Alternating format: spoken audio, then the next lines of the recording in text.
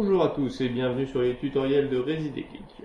Après s'être intéressé à la rubrique s'informer, on a abordé la rubrique organiser et notamment après le sondage, après avoir défini une date, et autant organiser l'événement. Donc l'événement, qu'est-ce qu'on y trouve dans la rubrique événement? Forcément, vue standard, comme sur les autres modules, on trouve bien entendu la liste des événements organisés avec la personne qui a souhaité créer cet événement et la date. Alors dans la vue de détail, qu'est-ce qu'on découvre? 3 parties. Le titre description qui nous renseigne un peu plus sur cet événement, la liste des participants et un module de sondage avec 3 petits boutons. Je participe, je ne participe pas, je ne sais pas, et qui nous permet en fait de maintenir à jour la liste des participants et donc d'informer l'organisateur du nombre de personnes qui sont censées être présentes. Donc je vais par exemple mettre aujourd'hui que je participe, et je vais également ajouter un petit commentaire pour préciser que je trouve cette initiative absolument excellente.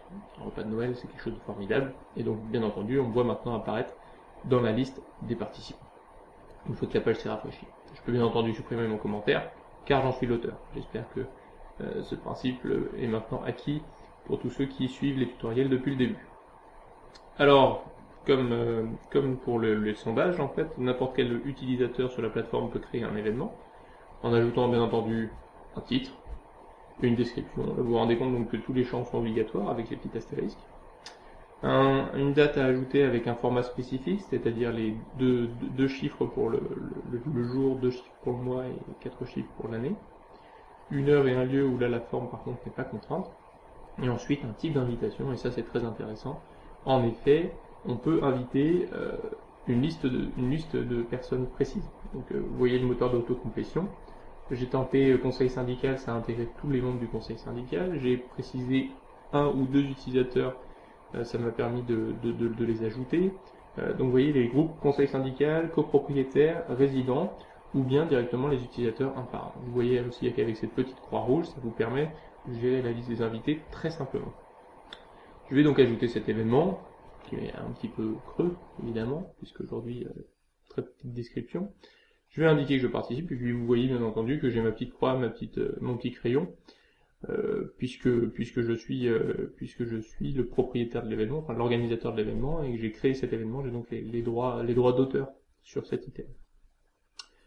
Allons voir un petit peu du côté du profil du conseil syndical pour se rendre compte un petit peu de ce qu'il voit lui de la rubrique événement.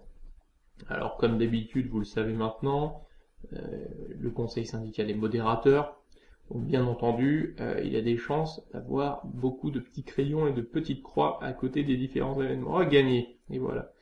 Il peut bien entendu modifier et supprimer tous les événements auxquels il est convié.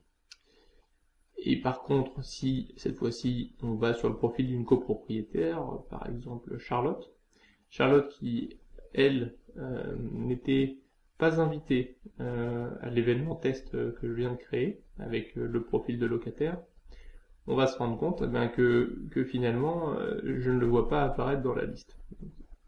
La preuve en image, et voilà. Là où il y a 4 événements, par exemple pour le conseil syndical ou pour le locataire, Charlotte n'en voit que 3. Pourquoi? Tout simplement parce qu'effectivement, elle n'était pas sur la liste des invités. Elle n'en a pas de raison de voir cet événement. Voilà, c'est tout pour aujourd'hui. À bientôt pour d'autres tutoriels.